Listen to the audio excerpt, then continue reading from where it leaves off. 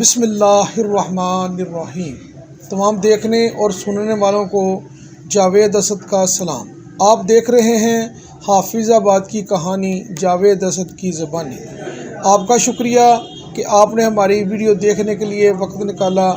اللہ پاک آپ کو تمام مصیبتوں اور ناگہانی آفات سے محفوظ رکھے۔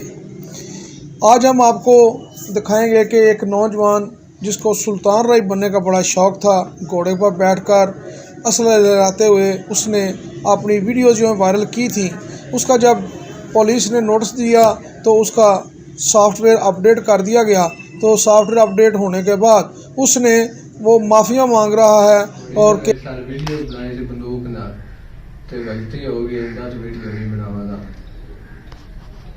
وہ اس نے غلطی کی ہے اور دوسروں کو مشورہ دے رہا ہے کہ کوئی ایسا کام نہ کرے۔ آج کل پولیس حافظ آباد نے سافٹ ویئر اپڈیٹ کے نام سے ایک دو ویڈیوز جو ہیں وہ اپڈیٹ کی ہوئی ہیں، جس میں نوجوان جو بچوں پر تشدد کرتے تھے اور ان کو پولیس جو ہے پکڑ کر ان کا جب سافٹ ویئر اپڈیٹ کرتی ہے تو پھر ان کی ویڈیو جو ہے وہ اپلوڈ کی جاتی ہے، جس میں وہ اپنی معافی مانگتے نظر آتے ہیں۔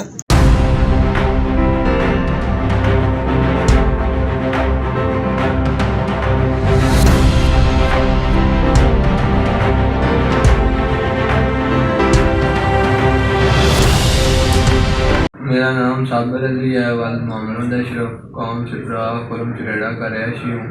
میں نے جو غلطی کی تھی، جو بدماشوں والے انداز میں نجائز اسلحے کی نمائش کے ساتھ تصویریں بنواتا رہا، مجھے اپنی غلطی کا شدت سے احساس ہو گیا ہے۔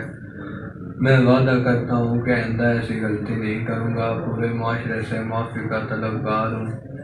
میں نوجوان نسل کو پیغام دینا چاہتا ہوں کہ اس طرح کے کاموں سے بچیں اور اپنی توجہ پڑھائی پر لگائیں اور میری قوم کی بہتری کے لیے کام کریں۔